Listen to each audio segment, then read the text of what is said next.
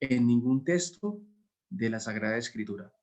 Pero sí podríamos decir que implícitamente los textos de la Sagrada Escritura nos dan los elementos y le dieron los elementos a los padres de la Iglesia para profundizar en estas verdades sobre la Santísima Virgen María. Esta verdad dogmática se halla testimoniada principalmente en la tradición. En los 3 primeros siglos no se encuentran entre los padres ninguna referencia al destino final de María, quizá por 2 motivos. En esos siglos, los padres apostólicos y los apologistas expusieron y defendieron la fe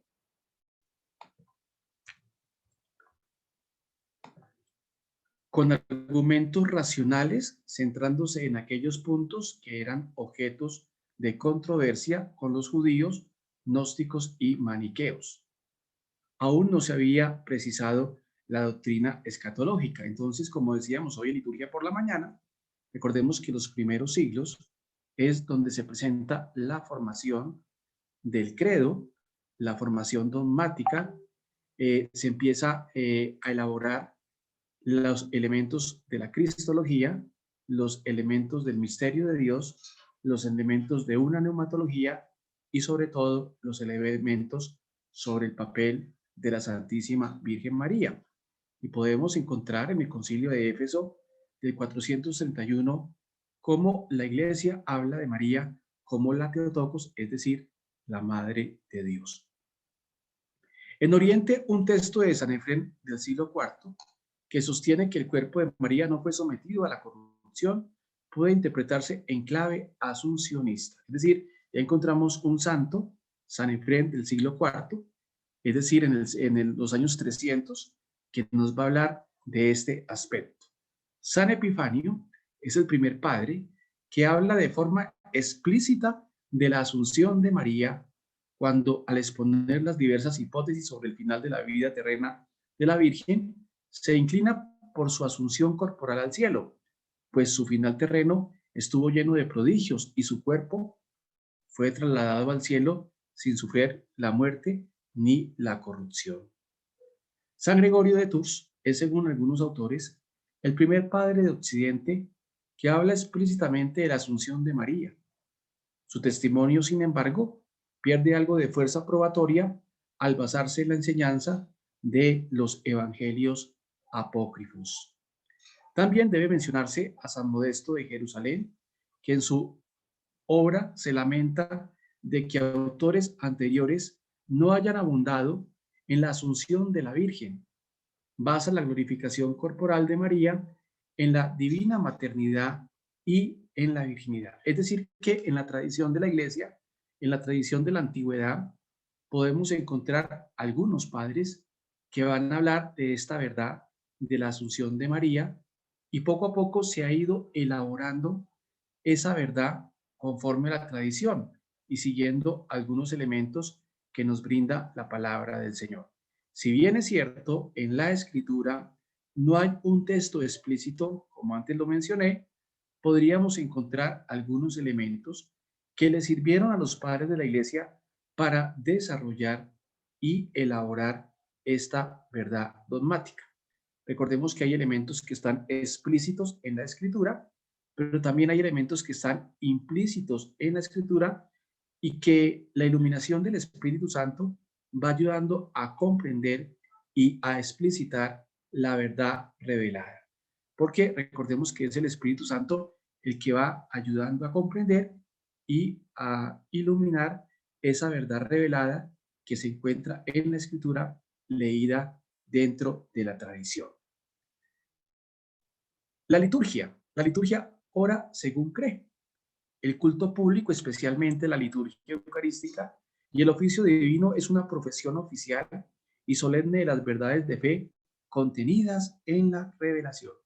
Ya lo decíamos hoy por la mañana, en la liturgia celebramos el misterio de Cristo y si celebramos el misterio de Cristo, celebramos las verdades de fe que están en torno a Jesucristo y por ende también que tocan la figura de la Santísima Virgen María.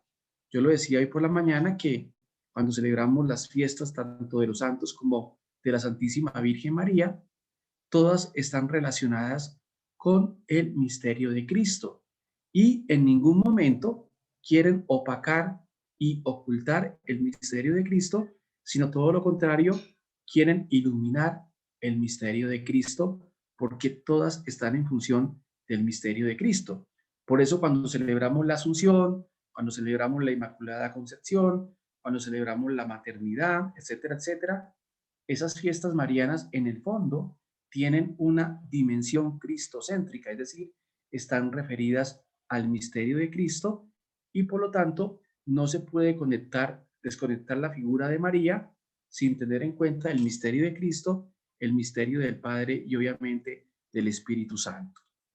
De aquí que la liturgia pueda suministrar argumentos y testimonios de gran valor para determinar puntos particulares de la doctrina cristiana. Es decir, que cuando miramos la liturgia, como lo veíamos hoy por la mañana, se fue gestando en la antigüedad y se fue consolidando a medida que pasaba el tiempo, tenemos que ver la historia de la liturgia para ir encontrando esos elementos celebrativos que celebran la manifestación de Jesucristo y obviamente que celebran también los dogmas marianos, como son la Inmaculada Concepción, la Asunción, la maternidad y la virginidad.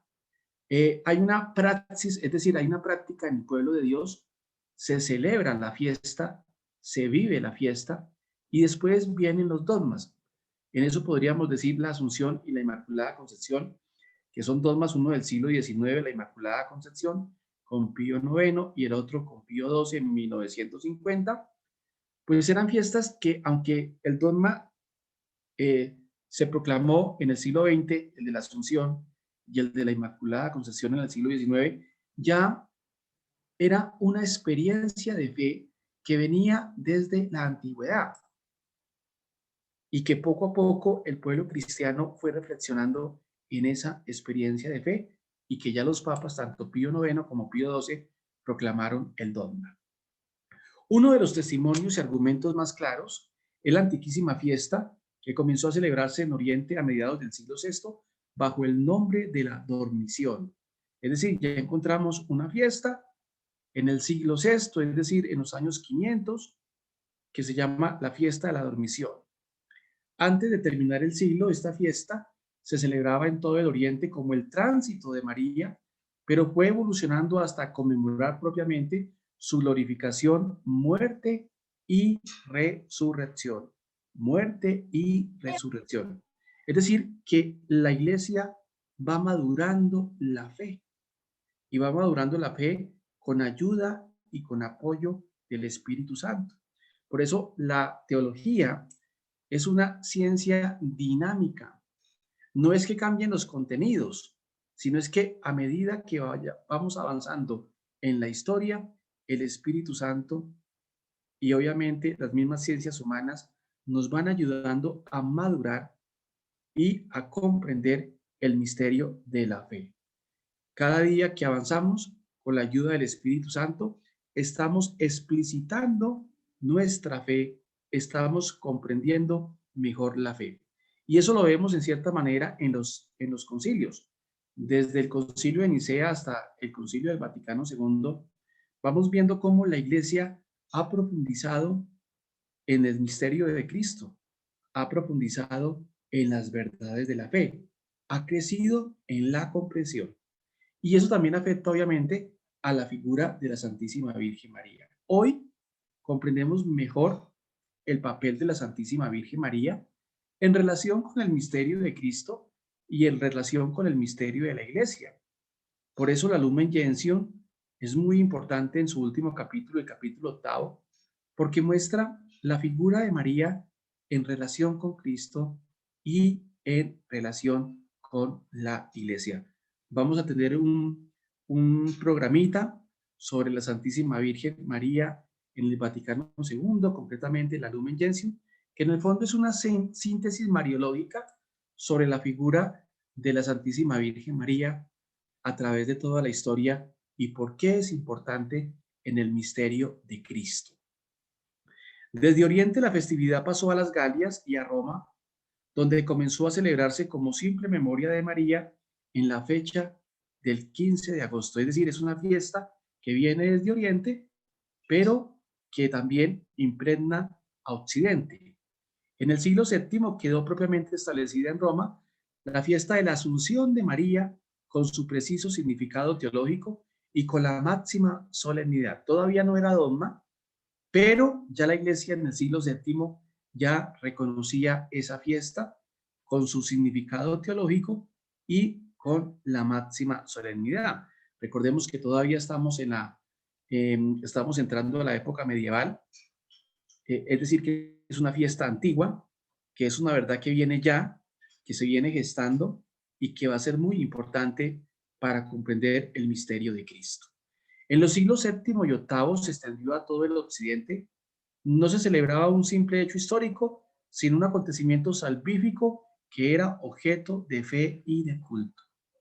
¿Por qué? Porque María es la agraciada, María es la llena de gracia, María ha sido tocada por el Espíritu de Dios y por eso es importante para nosotros los creyentes y por eso es importante conocer la figura de María, que no es un apéndice, que no es una figura de poca relevancia, sino es una figura de gran relevancia porque siempre está a la escucha de la palabra del Señor. Recordemos que en Lucas capítulo 1, 26, 38, en el último versículo, María dice claramente, he aquí la esclava del Señor.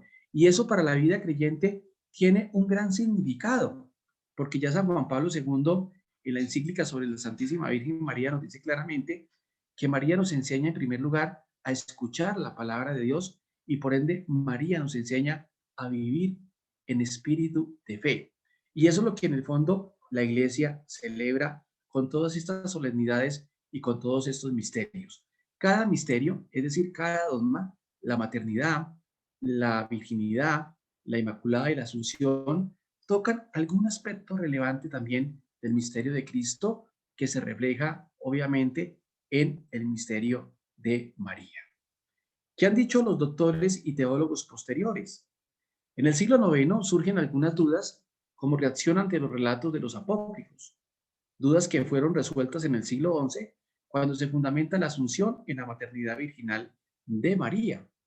Los teólogos escolásticos, apoyándose en los padres, contribuyeron decisivamente a la progresiva penetración de este misterio al mostrar su íntima conexión con las siguientes verdades reveladas: la divina maternidad, la plenitud de gracia, la perpetua y perfecta virginidad, el amor de Cristo a su madre y la perfecta felicidad que exigiría la glorificación del cuerpo.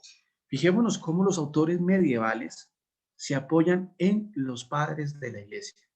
Y cuando hablamos de los padres de la Iglesia estamos diciendo que se apoyan tanto en los padres de Oriente especialmente y también obviamente en los padres de Occidente. Y ya lo hemos repetido en muchas ocasiones como el Vaticano II nos invita siempre a tener esa referencia de los padres de la Iglesia que nos ayudan a comprender las verdades de la fe.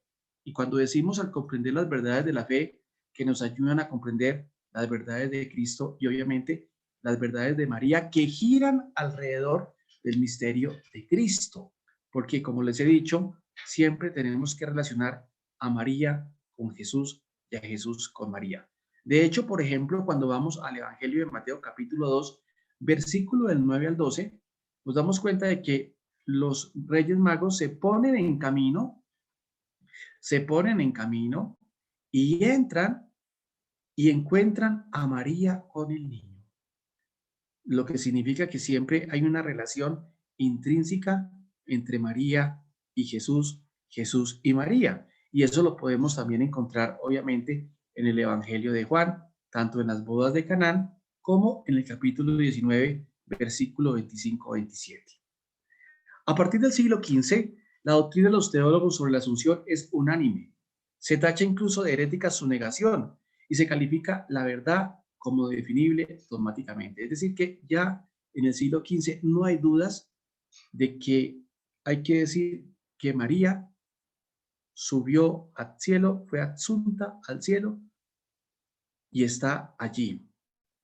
Resulta significativo que las iglesias orientales hayan mantenido siempre la Asunción como una verdad de fe y han celebrado su festividad litúrgica. Es decir, que para Oriente eso hace parte del depósito de la fe. ¿Qué dice el magisterio sobre la Asunción? Breve historia del dogma, es decir, cómo fue evolucionando. A partir de la definición dogmática de la Inmaculada Concepción, aparece un creciente movimiento asuncionista. Así lo hace constatar Pío XII. Es decir, que Pío XII, el papa de la época, se va a dar cuenta de que está haciendo carrera ese movimiento asuncionista, pero ese movimiento asuncionista tiene raíces, es decir, no nace de la nada, tiene una génesis histórica que hay que percibirla desde la antigüedad, en la época medieval, en la época moderna y en la época contemporánea. Y el Papa entonces toma el parecer de los teólogos, de los liturgistas, de los biblistas, de los teólogos espirituales y de los teólogos pastorales y de los eclesiólogos para ver cómo esa verdad de fe ha estado en la historia y se ha manifestado a través de las fiestas y a través de las ceremonias litúrgicas. Entonces siempre el Papa, y en este caso Pío XII, consulta al pueblo de Dios, consulta a los teólogos y a las teólogas para mirar el desarrollo de esta fiesta, que como nos damos cuenta, es una fiesta que tiene raíces en la antigüedad y que poco a poco va evolucionando en el significado de la misma fiesta. Antes de su definición, Pío XII envió una carta a todos los obispos del orbe católico requiriéndose respuesta a las siguientes cuestiones. De las 1191 respuestas que llegaron al Papa, 1169 fueron afirmativas y solo 22 manifestaron dudas sobre la oportunidad y conveniencia de la definición. Es decir, que ese es el modus operandi de los papas cuando van a proclamar un dogma, sobre todo en este dogma se ve claramente cómo se pregunta, cómo se toma consejo, cómo se escruta la misma historia de la espiritualidad, la historia de la iglesia y la misma historia de la teología para encontrar las raíces de esta fiesta y sobre todo el significado para el pueblo creyente. Este consentimiento casi unánime de pastores y pueblo fiel constituye por sí solo norma próxima de fe sobre una verdad que, como la Asunción, solo puede ser conocida por revelación divina.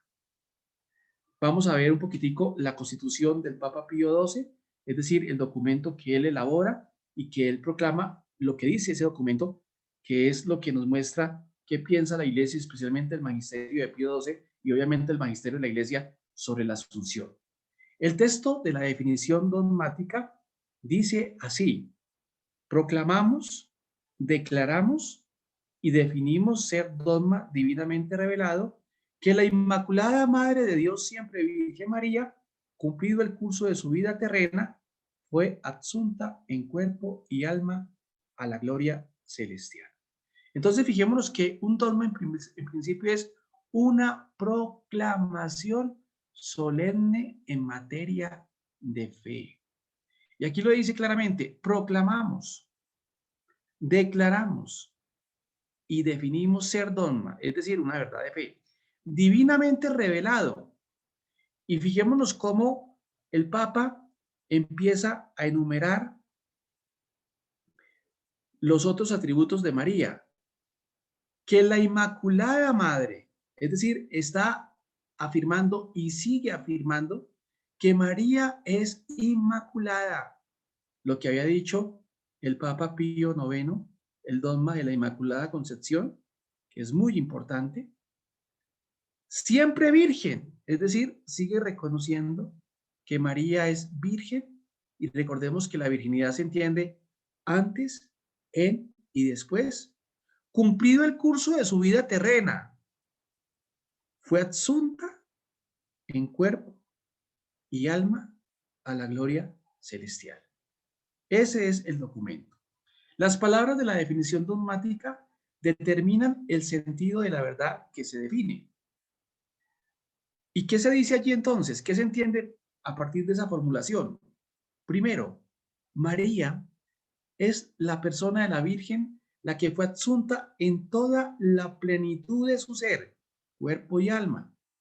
Cumplido el curso de su vida terrena, esta fórmula designa el término final de la vida terrena de María, evitando pronunciarse sobre si esa vida terminó por la muerte y resurrección o sin pasar por la separación natural del alma y el cuerpo. Es decir, la iglesia llega hasta allí, la iglesia afirma definitivamente María fue asunta, pero no entra a escrutar eso allí, solamente deja la formulación como está aquí. Fue asunta. Esta asunción no se realiza por virtud propia, sino por voluntad de Dios. Por voluntad de Dios. En cuerpo y alma son los dos elementos que constituyen al hombre. María fue asunta y glorificada en toda su plenitud existencial. El dogma definido se centra especialmente en la glorificación corporal de la Virgen. Así pues, la asunción de María, en síntesis, es la realización anticipada para María de aquella glorificación escatológica que tendrán todos los justos en la resurrección final de los tiempos. La Virgen no tuvo que esperar al término escatológico de la historia humana. La bula puntualiza que ella, por un privilegio divino del todo singular, venció al pecado con su concepción inmaculada y tampoco estuvo sujeta a la ley de permanecer en la corrupción, ni tuvo que esperar la redención de su cuerpo hasta el final del mundo. ¿Cuáles son los fundamentos bíblicos de la bula definitoria? La bula afirma que todas las razones y consideraciones de los santos padres y de teólogos se apoyan como último fundamento en la Sagrada Escritura. Aunque esta verdad no está explícitamente revelada en la Biblia, se encuentra al menos virtual o implícitamente en la revelación escrita según la lectura creyente de la iglesia. Es decir, que la iglesia hace una lectura creyente de la escritura. Y por eso estos dogmas, tanto el de la Inmaculada Concepción, como el de la maternidad, como el de la virginidad y como el de la Asunción, hay que leerlo desde la óptica de la tradición, es decir, desde la óptica de los padres de la iglesia, de la liturgia, de la experiencia creyente y del magisterio. Es decir, que esos elementos nos dan los criterios y las coordenadas hermenéuticas para poder comprender el significado de estos dogmas marianos. Lo que significa que si yo leo estos dogmas desde otras perspectivas, como por decir desde una perspectiva netamente psicológica, sociológica, política, al margen de la tradición de la iglesia, pues voy a desfigurar el significado y el misterio en el fondo. Entonces, no se puede hacer cualquier lectura, no es válida cualquier lectura desde otra perspectiva, sino que es válida la lectura que la iglesia hace dentro, obviamente, la revelación y la misma tradición de la iglesia. No significa que no se hagan otras lecturas, se pueden hacer y se pueden hacer desde otros contextos, pero cuando la iglesia habla teológicamente, sus referencia, sus criterios de referencia siempre es mirar la figura de María dentro de la escritura, dentro de la tradición, es decir, dentro de los padres de la iglesia, el magisterio, la liturgia y la experiencia creyente. Y por eso la Lumen Gentium en la última partecita nos va a recomendar tener en cuenta la misma escritura, los padres de la iglesia y los datos del magisterio para hacer una mejor comprensión del misterio de María en relación al misterio de Cristo. Viene un texto que hay que leerlo de una manera implícita, pero que da elementos para ir comprendiendo esta verdad. Génesis 3:15. Dios promete tras la caída que la mujer María estará estrechamente unida a su descendencia Cristo en el triunfo contra el demonio. Es decir, que para la iglesia este texto es muy importante de Génesis 3:15, que es el protoevangelio. Recordemos que en el Antiguo Testamento hay 3 textos muy importantes que prefiguran la figura de María, como es este, Génesis 3:15, Isaías 7:14 y Miqueas 5:2-3. Esos tres textos son muy importantes para comprender la figura de María en relación al misterio de Cristo. Y cuando la iglesia trata de comprender este misterio de la Asunción y de la Inmaculada, pues siempre va a tener en cuenta como referencia a Génesis 3:15. Debe relacionarse este texto con la tradición patrística sobre María como nueva Eva y con la doctrina paulina que vincula la muerte al pecado, Romanos 5:12. Y cuando hablamos de María como la nueva Eva, pues estamos hablando de Irineo de León, estamos hablando de los padres de la iglesia que introducen un paralelismo, Eva y María. Si por Eva entró el pecado, por María ha entrado la salvación. Y esta frasecita es muy importante para la tradición patrística porque es la manera de comprender el papel de María en la historia de la salvación. Parte esencial e histórica de su victoria fue la resurrección de Cristo, de ahí que se puede asociar la glorificación del cuerpo de María a la victoria del Kyrios. Recordemos que Kyrios significa Señor. Viene el otro texto muy importante, Lucas 1:28. El ángel San Gabriel llama a María llena de gracia, que en griego es kecharitomene. A esta plenitud de gracia debe corresponder la plenitud de gloria también corporal. Y creo que de esta frasecita se puede inferir lógicamente que si obviamente María es la llena de gracia, la que está plena de gracia por obra de Dios, pues María también tiene ese honor de ser adsulta al cielo. Entonces, fijémonos cómo este texto es muy importante para comprender este dogma. Lo vuelvo a leer. El arcángel San Gabriel llama a María llena de gracia, que como lo dije anteriormente significa en griego que haritomene. A esta plenitud de gracia debe corresponder la plenitud de gloria, también corporal. Además, la bendita entre todas las mujeres, Lucas 1:42, debía quedar exenta de toda maldición del pecado, también aquella por la que el cuerpo se convertirá en polvo, Génesis 3:19.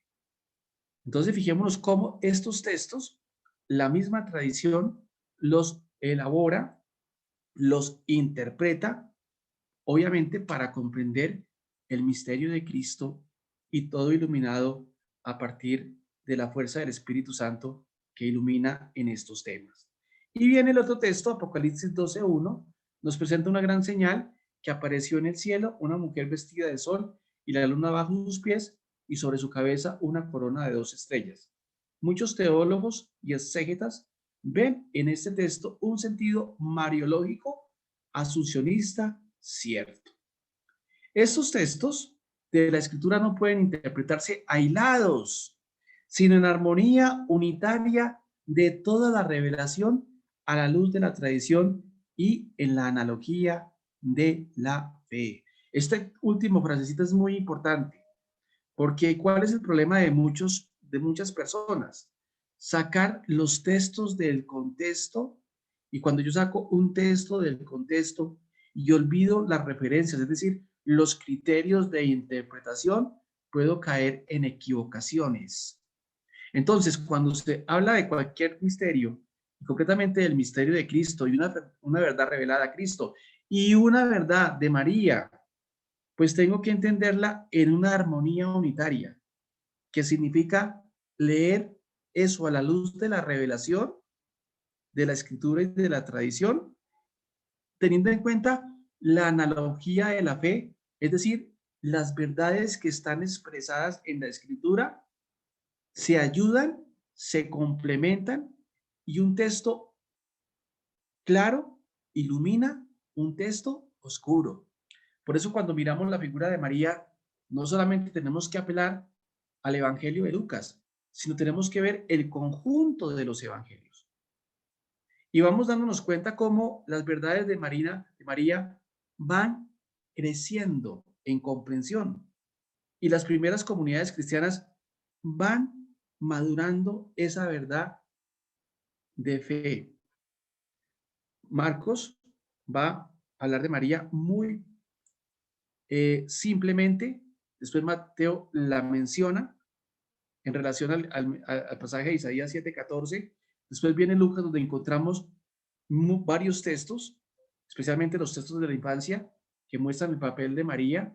Nos vamos a encontrar con el Evangelio de Juan, nos vamos a encontrar con Hechos 1:14, que fue el texto que acabamos de leer, y nos vamos a contar con Gálatas, que nos habla de la plenitud de los tiempos. No menciona el nombre de María, pero nos habla de la plenitud de los tiempos. Y allí, obviamente, uno puede comprender que esa plenitud de los tiempos viene, obviamente, por María. Entonces, fijémonos cómo el texto hay que conocerlo armónicamente, hay que leerlo armónicamente, teniendo en cuenta también los textos del Antiguo Testamento, el Génesis 3:15, Isaías 7:14, Miqueas 5:2-3, teniendo en cuenta los textos del Nuevo Testamento y teniendo en cuenta la lectura de los padres de la iglesia y de los doctores de la iglesia y de los mariólogos, tanto de la época medieval, moderna como contemporánea. ¿Cuáles son las reflexiones teológicas sobre la Asunción? Es decir, ¿cuáles son sus implicaciones? El privilegio de la Asunción es el coronamiento de todos los dones que María recibió de Dios a consecuencia de la íntima asociación de la Virgen con su Hijo Redentor. La Asunción de María es la realización suprema de la gracia redentora, el Kyrios, incluso en su aspecto temporal anticipado. La Virgen Asunta es también en este misterio modelo ejemplar de la Iglesia escatológica. Los mariólogos presentan razones teológicas que muestran la conveniencia de la Asunción por su estrecha conexión con las gracias y privilegios que Dios otorga a María. Esta verdad se relaciona con la Inmaculada Concepción, con la maternidad divina y con la perpetua virginidad. Por eso los cuatro dogmas, la Asunción, la Inmaculada, la maternidad y la virginidad, hay que leerlos en conjunto para poderlos comprender y así poder comprender el misterio de Cristo y obviamente el misterio de María. Esto daría para muchas clases. Solamente en estas charlitas tratamos de dar pildoritas para ir conociendo los misterios de nuestra fe y obviamente para ir conociendo la figura de la Santísima Virgen María. En unos 2 minuticos, entonces, pasamos a la segunda parte, que es la oración del Santo Rosario, pidiendo por nuestras necesidades, especialmente por los enfermos del COVID, por las personas que han partido a causa del COVID y, obviamente, por las necesidades de cada uno. Entonces, en unos 2 minuticos, vamos a empezar el Santo Rosario. Entonces, por favor, Fray Hernán y Patricia, pues vayamos pasando a la segunda parte para orar este Santo Rosario en compañía de la comunidad.